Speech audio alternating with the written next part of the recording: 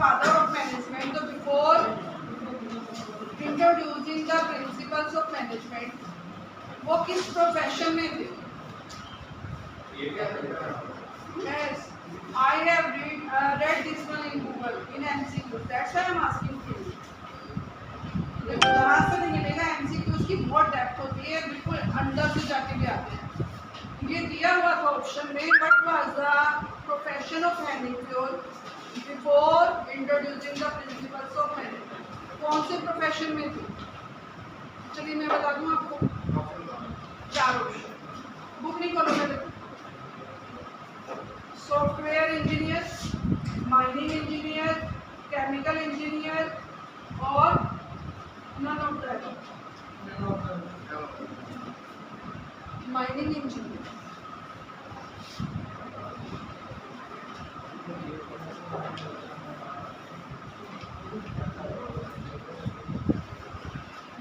Let's see background and history of fuel. Henry Fuel was born in France in 1841. Henry Fuel की date of birth क्या थी? 1841 in France. He got degree in mining engineer. आ गया ना कि उनका profession क्या था? उन्होंने माइनिंग इंजीनियर की डिग्री ली थी in 1860 and started working as engineer in a coal mining company. और coal mining company में यानी coal company में एज अ इंजीनियर उन्होंने कैरियर स्टार्ट किया था। Page number is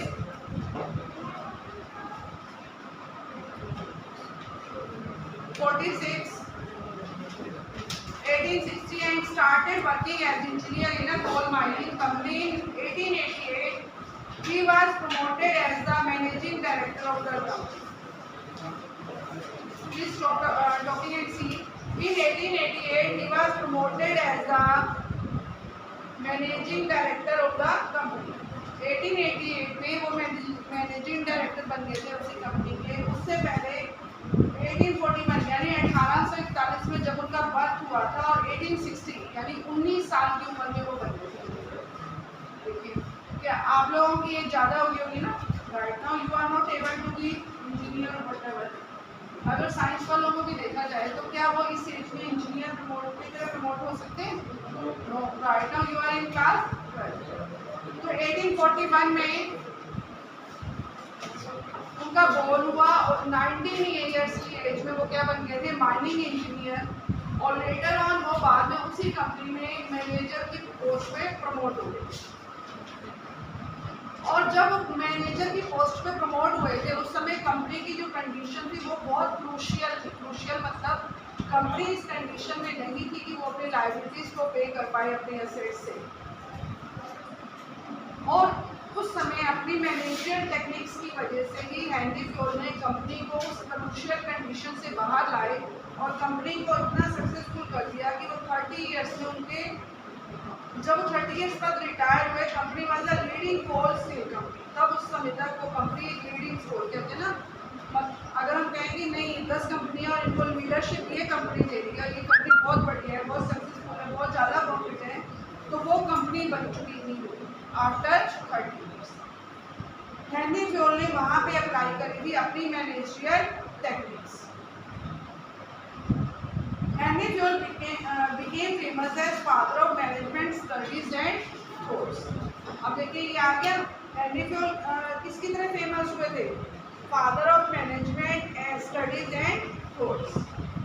because of the following reason. क्यों हुए थे वो? Because he clear distinction between technical and managerial. उन्होंने टेक्निकल और मैनेजरियल में क्या डिफरेंस है वो बताया। He identified the main steps in the process of management. उन्होंने प्रोसेस मैनेजमेंट की प्रोसेस में मेन स्टेप्स क्या है वो बताया। आपके मेन स्टेप्स क्या हैं? पहले प्लान करो। पहले ऑर्गेनाइज कर सकते हो, ये बाद में प्लान करोगे। बिजनेस को स्टार्ट करने से पहले प्लान करोगे ना। प्लानिंग ऑर्गेनाइज, फिर ऑर्गेनाइज करोगे। ऑर्गेनाइज करके सेटअप कर लिया कितने पर्सन की उसमें चाहिए कैटेगरी में। फिर आपने स्टाफिंग रखने के बाद आपने अपने स्टाफ को डायरेक्ट करना करा कि how they have to work and later on if there is a need you are going to control. तो planning, organising, staffing, directing and now there is one more function of management that is coordination. Got it? अब अगर हम इसी को दोबारा पढ़ें। चलिए please अब दोबारा से आएंगे। हेनरी फ्योल का बर्थ कब हुआ था? बुक में कोई नहीं देखेगा। I have also close my एक पैराग्राफ से ही चले। तो हेनरी फ्योल का बर्थ कब हुआ था? 41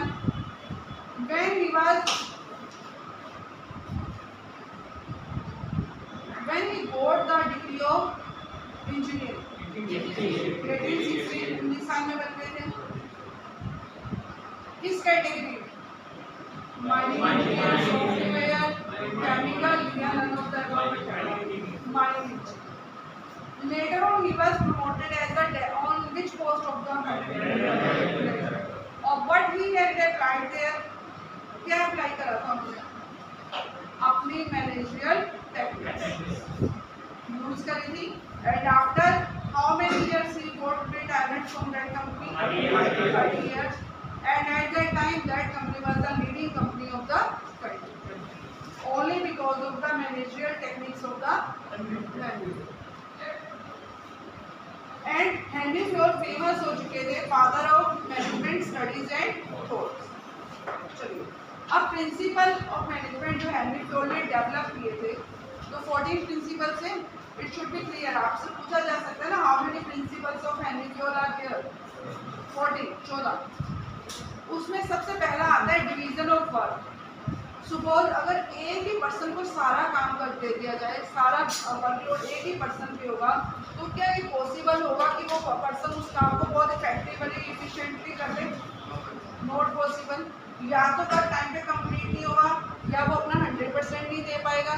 और अगर वर्क कंप्लीट भी हो गया तो हो सकता है कि आपके सुपीरियर आपसे सेटिस्फाइड ना हो। अगर आप चाहते हो कि काम टाइमली कंप्लीट हो, एक्यूरेटली हो, तो जरूरी है कि काम को छोटे छोटे यूनिट में सब पर्सन को, जितने भी पर्सन अवेलेबल है उनमें डिस्ट्रीब्यूट कर दिया जाए। और लेटर ऑन हर पर्सन क्या होगा, एक ही काम को आप बार बार करोगे, वो उस काम को बार बार करेगा। एक तो आप उसमें परफेक्ट हो जाओगे, है ना, और एक टाइम पे काम कंप्लीट हो जाएगा। According to this principle the whole work must be divided into small task और unit, and instead of assigning the whole work to one person, one task or unit of work should be assigned to one person. एक unit या एक task, एक काम आदमी को दिया जाए।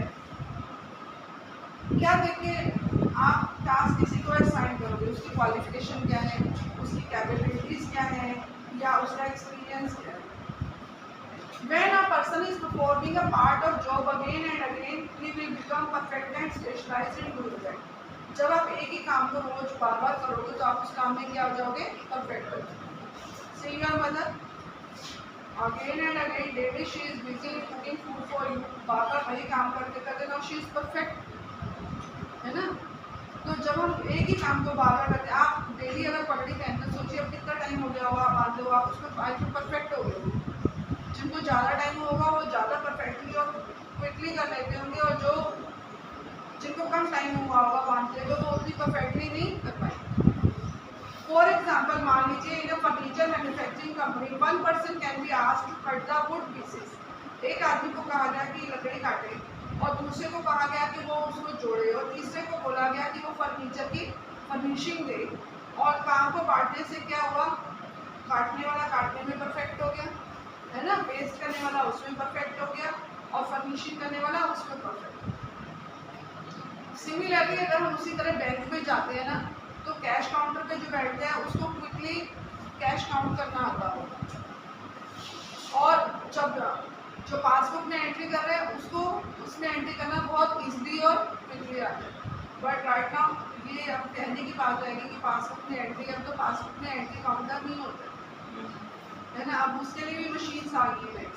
I have also seen on Friday, मुझे भी नहीं पता था, मैंने फ्राइडे को देखा कि मशीन में इंसर्ट करने के बाद पासबुक अपने आप प्रिंट आउट हो गया, उसका काउंटर खत्म हो गया। देखिए कितनी स्पेशलाइज, कितनी जो है प्रोग्रेस होगी।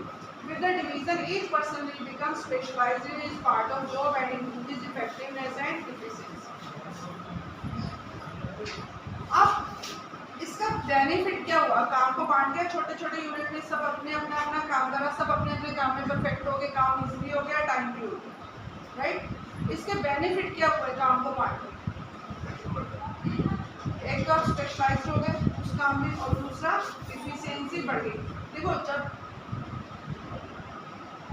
पहली बार मैंने पढ़ाया हुआ तो मैंने शायद उतनी परफेक्टली नहीं पढ़ाया, है ना, somewhere I have also made the mistake, मैंने मिस्टेक्स करे। फिर मैंने रियलाइज़ किया कि I should not make a mistake. जब बच्चा कुछ पूछता है तो मुझे क्लियर आना चाहिए, तो मैं घर से पढ़ के जा रही हूँ कि मैं आज इतना क्वेश्चन पढ़ के जाऊँगी, इतना ही पढ़ाऊँ।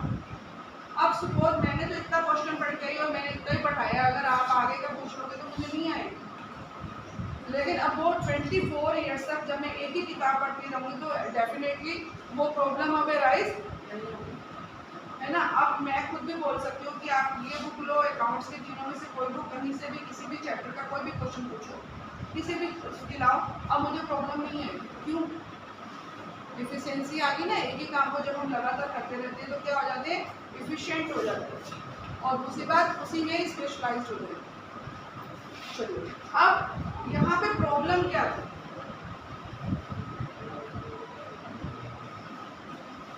देखिए वो कह रहे हैं स्पेशलाइज्ड हो जाते हैं, तो देखिए लकड़ी काटने वाला काटने में ही तो स्पेशलाइज्ड हो गया, वो फर्नीचर बनाने में स्पेशलाइज्ड हो पाया नहीं पाया, तो केवल काटने का काम नहीं मिलेगा लेकिन फर्नीचर बनाने का काम ईजिली मिल जाएगा। तो स्पेशलाइजेशन की पूरे परफेक्शनिस्ट नहीं रहती, उसमें भी कहीं ना कहीं कमी रहती है। Got it. अब जरा ये आपने आज बड़ा principle of management developed by Fayol, first one is vision of, दूसरा आया था हमारा अथॉरिटी एंड रिस्पॉन्सिबिलिटी। कहते हैं ना authority can be delegated but responsibility can't. Suppose आप दो लोग हैं, राम और श्याम, और दोनों को मैनेजर ने ये कह के बोल दिया कि इस वीक में आपको 50-50 यूनिट्स प्रोड्यूस करने। श्याम ने तो अपना सबॉर्डिनेट्स की हेल्प की, लेकिन वो साथ में खुद भी इन्वॉल्व रहा, सो दैट ये ना हो कि अगर वो पीछे हटे काम से और वो काम को उतने परफेक्शनिस्ट से या फिर ये कहें केयरलेसली करने लगे। राम ने अपने को वर्कर्स को जो उसके अंडर में काम करने वाले थे काम बांटा और खुद साइड में हो गया कि मेरी जिम्मेदारी, मैं इनसे सीनियर हूँ, मैंने इनको काम सौंप दिया। देखिए काम सौंपना कि आपने अथॉरिटी दी उसको काम करने की, क्या आपने उसको रिस्पॉन्सिबिलिटी दी। जब भी सपोज राम के वर्कर्स ने जो जिसने उसने जिनको कवर सौंपा था उन्होंने काम टाइमली नहीं करा, लेकिन शाम के वर्कर्स ने, हेल्पर्स ने कर लिया। जब कंपनी के ओनर्स पूछेंगे क्वेश्चन तो रिस्पॉन्सिबिलिटी किसको होगी, जवाब किसको देना होगा, राम को। तो अकाउंटेबल राम था ना, तो वो अथॉरिटी तो दे सकता है काम करने की कि काम आप करिए, आप रॉ मटेरियल ले सकते हैं, मशीन यूज कर सकते हैं, मैन पावर ले सकते हैं, बट जिम्मेदारी तो उसी की रहेगी जिसको वर्क असाइन होता है। That is authority and responsibility. Now listen to me very carefully.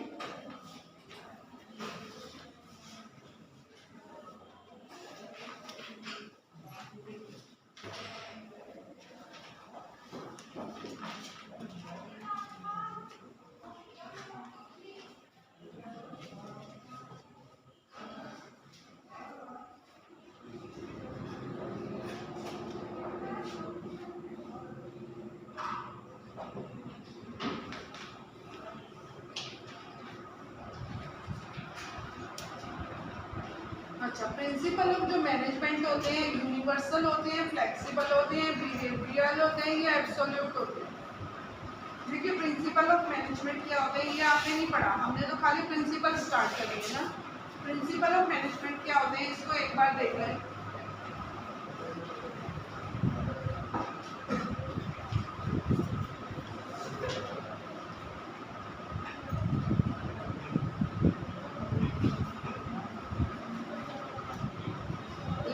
From the starting of the chapter, a principle refers to a statement which reflects the fundamental truth about some phenomenon based on cause and effect relationship।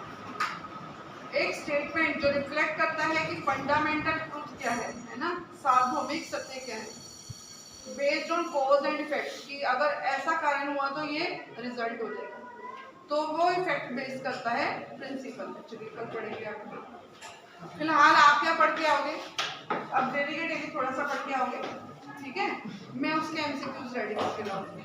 आप क्या पढ़ोगे आज, Henry Fayol का पढ़ना और एक first principle, बस that's it.